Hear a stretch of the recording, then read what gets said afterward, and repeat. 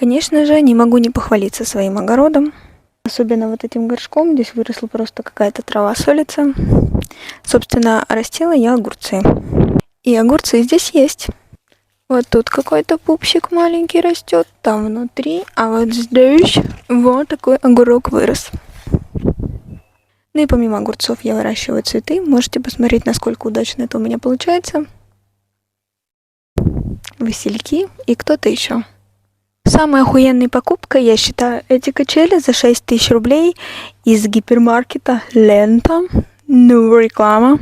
Теперь мне есть где чилить, пока муж работает на участке и косит все эти гектары сорняков. Ну, охуенно же. Заебись.